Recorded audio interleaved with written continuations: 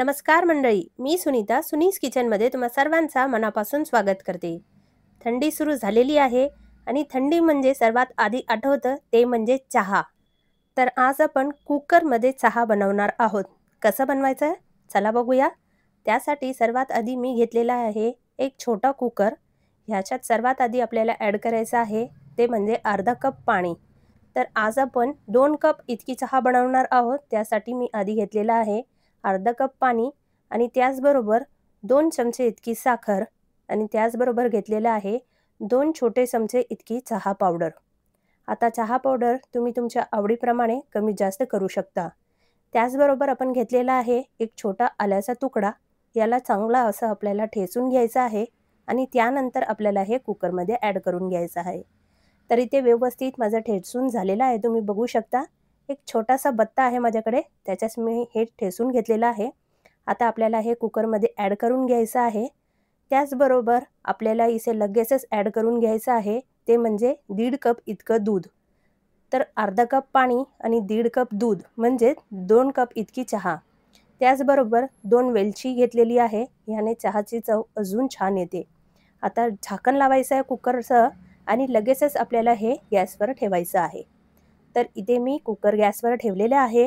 आता आपण gas on करून घेऊया आणि 2 शिट्टी आपल्याला इथे घ्यायचे आहे। 2 शिट्टी घेतले की पटकन आपली चहा बनवून तयार होते। खरं सांगते मंडळी, एकदा नक्की ट्राय करून बघा। मस्त अशी कडक आणि फक्कड चहा बनवून तयार होते। तर तुम्ही ते बघू शकता 2 शिट्टी झालेली आहे। आता गॅस बंद करायचं आणि याला व्यवस्थित थंड होऊन द्यायचं। एकदा पूर्ण वाफ गेली त्यानंतरच आपल्याला झाकण उघडायचं आहे।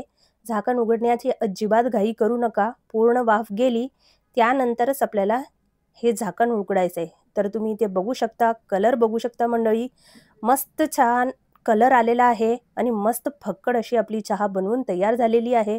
पटकन फक्त 2 शिट्ट्यांमध्ये। तर तुम्ही विचार सुद्धा करू शकत नाही की कुकरमध्ये सुद्धा चहा बनवून तयार होऊ शकते।